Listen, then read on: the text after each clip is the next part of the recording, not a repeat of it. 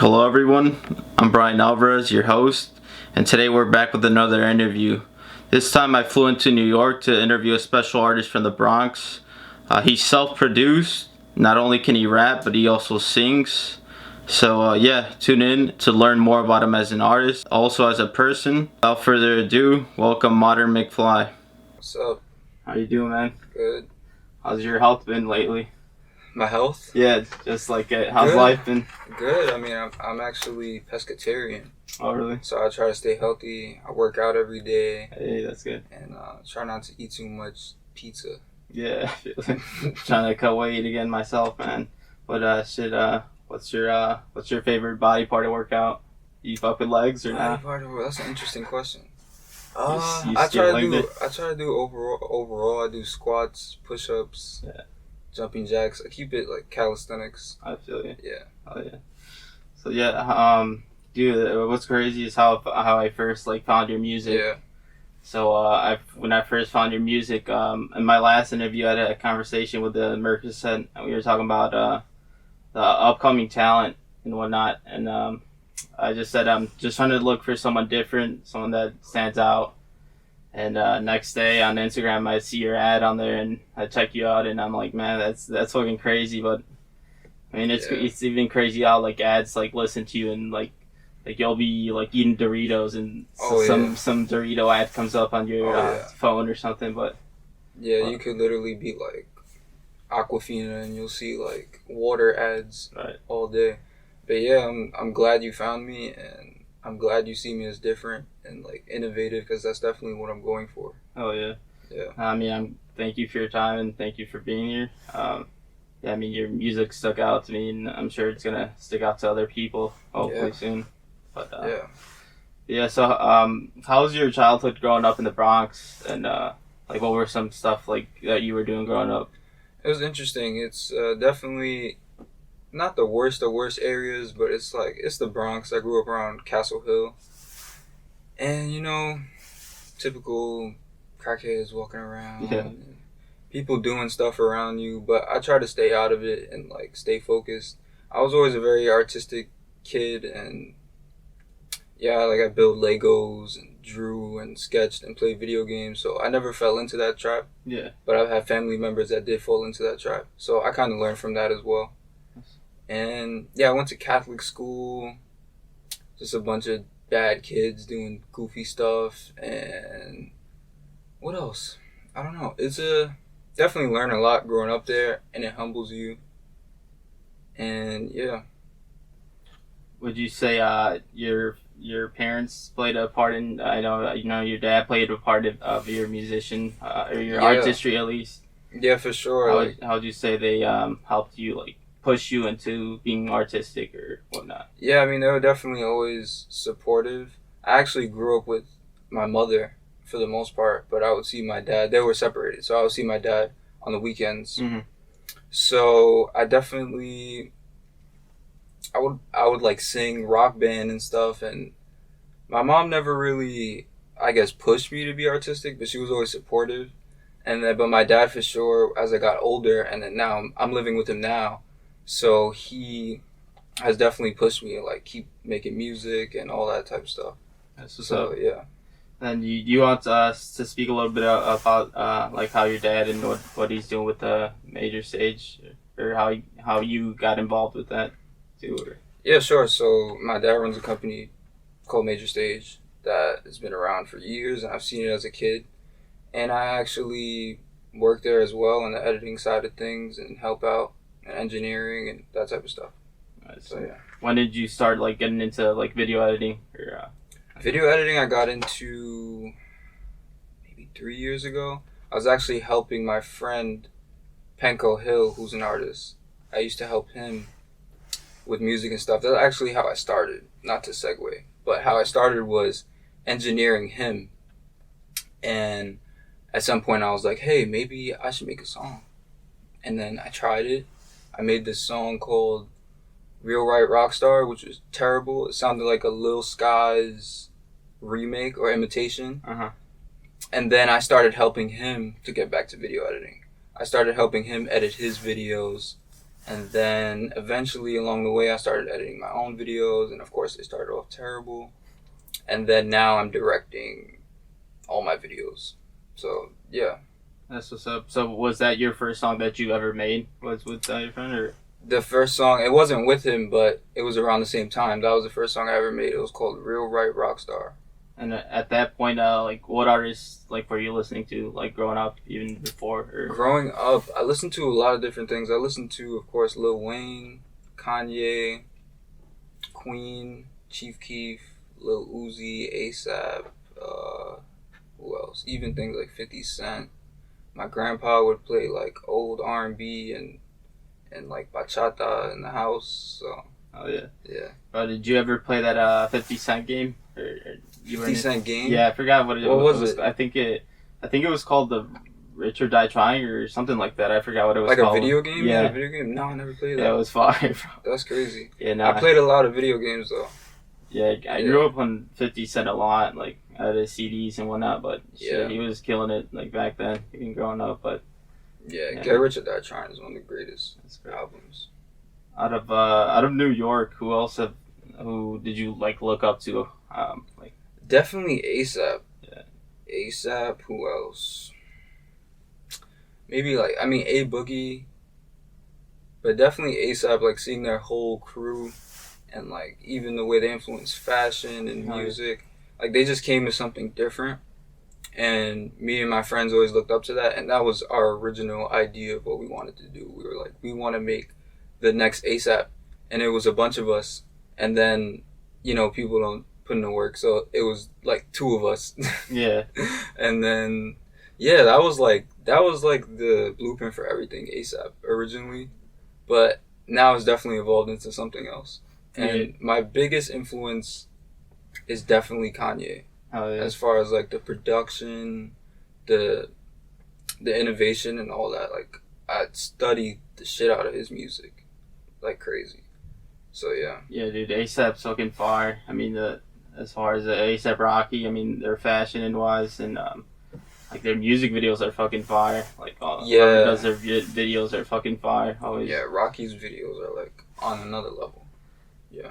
And damn. Well, what was that last part we were talking about?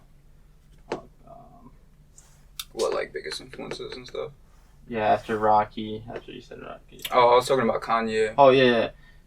Funny you mentioned Kanye. Yeah. Your production reminds me of like a lot from him. Like did like any of obviously inspire you, or did you try to try to portray that same production or? Yeah, I definitely learned so much from his production and try to like make it my own and take things from it. And it's funny, in school this was before I even made music, I used to write on a piece of paper like his drum patterns. Yeah. Like somehow it made sense to draw like lines, like this drum goes here and this drum goes here, and I would write it out in a notebook and just like study his production like piece by piece. And yeah, definitely I just study his music probably the most out of anyone, and like take what I want from it and make it my own. Yeah, he's really, I mean, he's known for his 808s, like 808s and heartbreaks. Like a lot of people like look to him for his drum, like he does his own drums and shit. So yeah, but I could see you, I could totally see you on like a Donda album, like yeah. I love Donda, I love Yeezus, Life of Pablo, all those. I just love how different it is, especially in hip hop.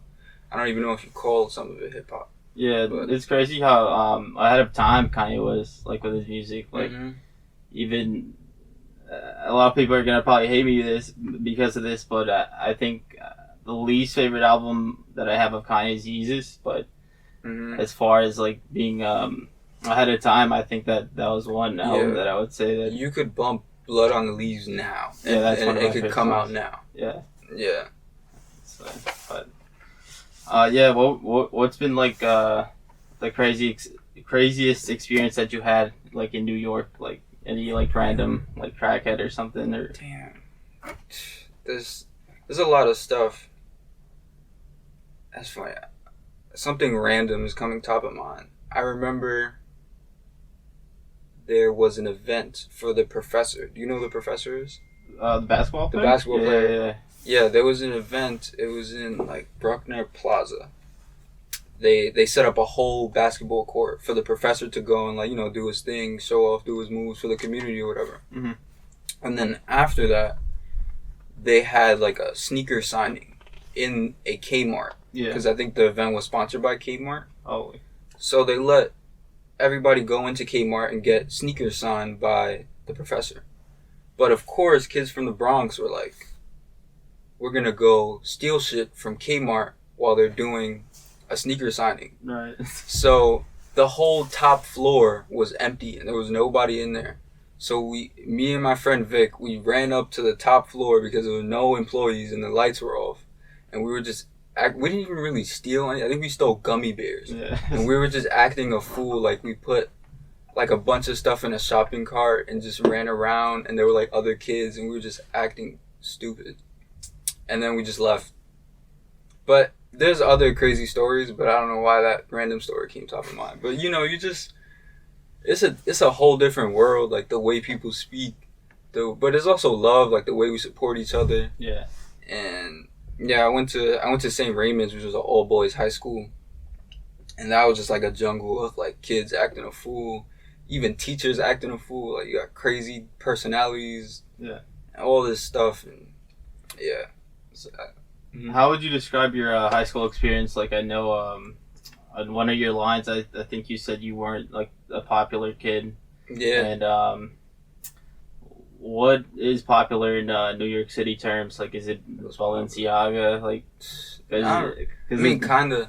I think honestly, it's confidence. Yeah. And like, because you could have all that Balenciaga but like not have a personality or like the confidence or the charisma for somebody to like really fuck with you. But in high school, it was just like, who's that guy?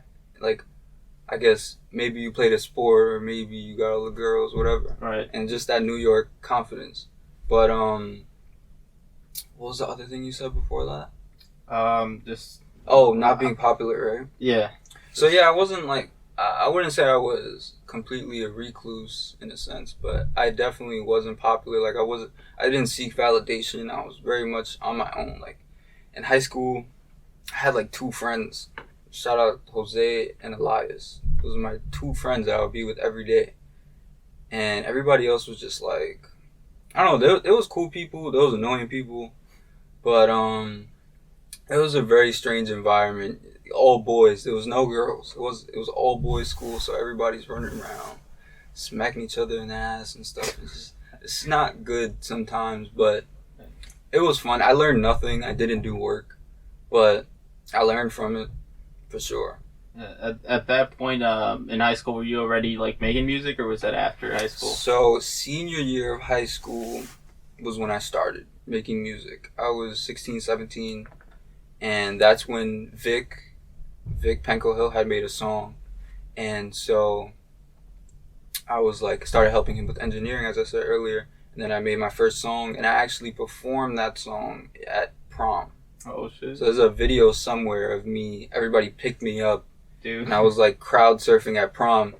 And what's funny, it was like that was the moment, at least early on, and then when that was the first song I made, I had made like 10 songs at that point, but I was like, yo, I want to do this. Yeah. I want this feel. Like, it was just crazy. Everybody championing you and picking you up at prom. And what was also crazy about that is, like we said, I wasn't a popular kid. But somehow, everybody knew the lyrics to my song. And it bugged me out. I was like, you people listen to this shit? Uh-huh. And yeah. That was, like, the moment I was like, yo, this is insane.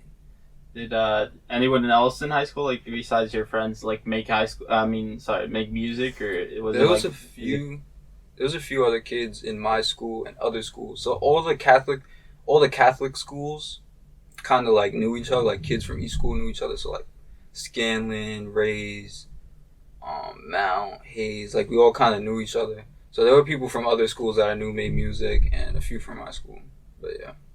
Do you know if any of them still make any, or any that you actually like, or not really?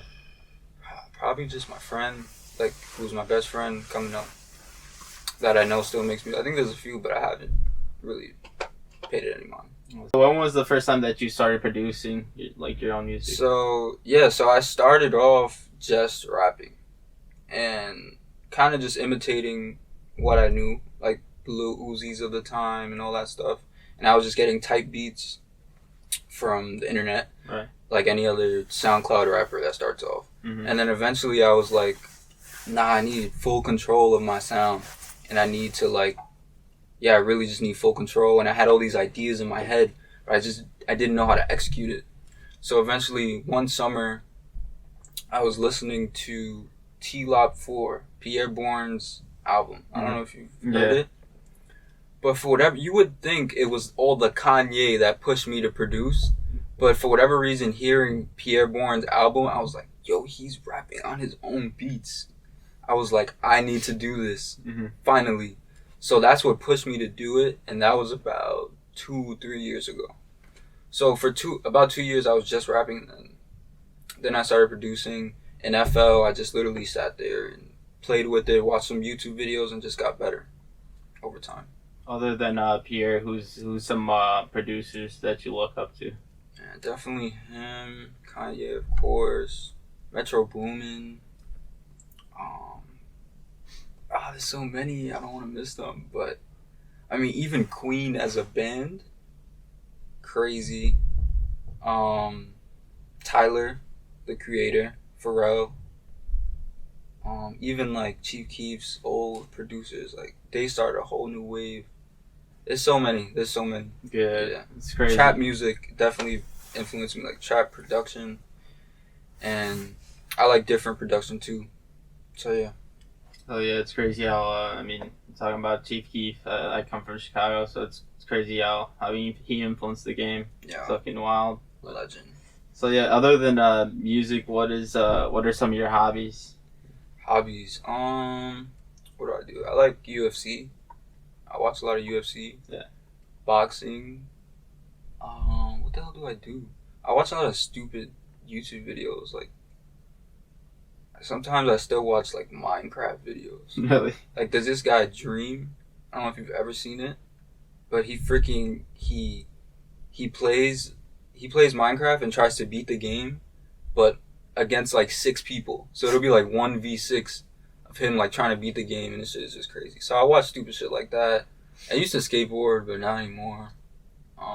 I cook a lot. I cook like every day. I make like, recently I've been trying to tap into my roots and make like all the Puerto Rican foods. I'm Puerto Rican. Been making arroz con gandules, like the official way, pastelón, make my own sofrito from scratch. So yeah, those are my hobbies. As far as, don't you have do you have a brother, or am I wrong? I have 2 sisters. Oh, okay. I could have sworn, well, it could have been any, but I think you had a line that said my bro skateboarding or something. But, oh, yeah. Well, I got brothers, right, friends. Yeah. I was talking about, what was I talking about? I don't know what I was talking about. But yeah, what did I say? My bro Shred, like Tony Hawk? Yeah. I remember that. Yeah, just because you were talking about skating, that came into mind. Yeah. But, what's your writing process like then? My writing process, I make a beat, and it'll be just super bare bones, just like a melody. It could be a chord, it could be a fucking clap, it could be anything. And then I'll literally just start blurting out vocal melodies, and I'm always melody first. I don't give a fuck about the words at first. I'm always melody first. Like, is this a fire melody? Is this catchy? Is this captivating? Does it build up into something, And then I'll either produce it out or start writing the words after and piece it together. And I'll take my time. I like to be real introspective and just different and poetic in a sense, but still relatable. I'll still go back to my Bronx roots and say some slang or, talk how I used to talk. Still talk sometimes, but I like to be real, just storytelling in my music. Yeah, you're good at that, bro. Thank you. Storytelling. That's especially your latest work recently. Yeah, but, thank you. Yeah, let's talk about Chaos Consumption. That was your first album or EP? It was an EP, yeah. I made that like a year ago, and that was the first EP I dropped, I think, ever or in a long time that I actually felt kind of official. But I interesting enough, I kind of hate it now.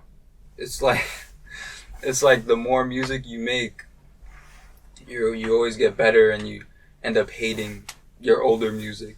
But yeah, that was the EP I put out and produced, wrote the whole 9 yards. What's up? And then yeah, you mentioned about like when you first started making music, you would like try to emulate like Lil Uzi. And funny enough, Yeah, I did see some of that like type of rapping in some of yeah. your work.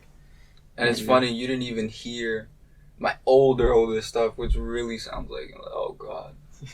I mean, it's But, still fire, but I do see yeah. the resemblance. Well, we had to take that stuff off streaming platforms. But So what did you want to what message did you want to put out with your first project? my first project, I don't know. I don't know if there was a message. I guess there was a message in the whole scope of it. Like, it was very free, and there were no boundaries to what I wanted to do, and that's still currently how I feel. Whereas, like, do what you want. Do what you want and do what makes you happy and be free. That's always my message. Yeah. So, yeah, and then I could like, I mean, don't get me wrong, everything on Chaos Consumption was Yeah. like fire, but I do think that in Sounds of the Free, it sounds way more mature, and Yeah. like you said, like your transitioning is like fire, and your storytelling like it goes well, and the production like Thank I you. really fuck with your outros too, especially, Yeah. and the production is like crazy. Yeah, I love to just create like a complete sonic experience, not just a song or just a complete like almost movie in your ears of like this beginning, middle, end. That's what I like to do. And it's cool you mentioned the outros. I love my outros Dude. too. It reminded me of bro, my head is not working today. It So was Mike Dean. Mike His Dean. outros. that's who I forgot to mention. Mike Dean, Fire. as a producer, as a songwriter, as a everything. Mike Dean is definitely somebody I look up to. It's just sad that I mean, him and Kanye work a lot, but I guess he's not fucking with Kanye anymore, unfortunately. Yeah, I'm not sure. But yeah, Mike Dean's production, it goes crazy, man. Yeah, what he did on the guitar. I think he played the guitar part on "Hold My Liquor" on Yeezus, was one of my favorite songs like ever. So I listened to that part and I'm just like, oh, this is amazing. It's a fire song. Yeah. But yeah. So you mentioned you Gray was the most vulnerable you've ever been on a song, right? Yeah. So yeah, just what's so hard about like getting a message out there? Like what stops you or stops your mind from going there? That's a good question. I think it's probably the way. And even The as way- like, even as a human, like even Yeah, as I mean, it's hard for anyone to open up and be that vulnerable. But for me, it's like the way I grew up, like the Bronx, you're kind of trained like to just fight through it, not to really express your emotions, and not directly from my parents per se, but just the environment is very like just fight through it, just like be closed off, like what's the word, like yeah, just like men are supposed to just be closed off and not really express themselves, like man up and shit. yeah, like man up, just shut up, like yeah. So recently, and I'm gonna get deep into that song. What because of that, I think suppression of my emotions throughout my life, I had like anxiety attack / panic attack, and that was kind of what inspired this song. So when it was like, let me catch my breath, no, that's Lost in Love. Well, what did I say in that song? I was saying something about breathing and like kind of painting that picture, and that is kind of what that song was inspired by. Like it was a moment of when I had that anxiety attack of like letting go of a lot and letting out a lot that I never let out, and I kind of portrayed that in the song as well. But yeah. Speaking of breathing, do you ever try any like breathing exercises? Because that helps me out a lot. Yeah, I should. I don't. Bro, before on the flight here, even like every time I take off, like that gives me anxiety, and I get anxiety a lot in general. And I release that in the gym or meditating, but definitely working out helps. Yeah, I think what helps me is just giving myself tasks and just keeping my mind busy in a healthy way. Yeah. Like maybe in an unhealthy way too. Like I can't sit there and just do nothing sometimes. Yeah. Even though I should sometimes, but I need to like do something. I need to like finish this song or finish this video or edit something, or I'm just a workaholic. Yeah. But yeah, it's definitely good to like just take a breath, take a break, and I'll tell anybody out there to do that. Yeah. Yeah, it's all about balance and whatnot, but balance is super important. I do agree that like sometimes I feel like if I'm not doing anything, obviously I do feel like bad, but it's good to. No, you need a break as well. Yeah. Like, just do something, like watch your favorite video or whatever it may be. Just do something you enjoy. Or just sit there and do nothing and breathe. Yeah, I agree. Or at least something that benefits you or your yeah, craft. that gives you some type of joy. You know, it's hard to find sometimes, you know. So, what do you think, what can help from, especially men reaching out for mental health? Like either getting a therapist, like, what do you think can promote it being a normal thing? Because I think it's just a cultural thing, you know. But I mean, us as individuals, we just gotta learn to grow and definitely talk to somebody, whether it be a friend or a family member or a therapist, you know. Definitely, there's nothing wrong with that. I think just knowing that there's nothing wrong with what you're feeling and that's completely normal. And everybody goes through shit. Everybody has their shit.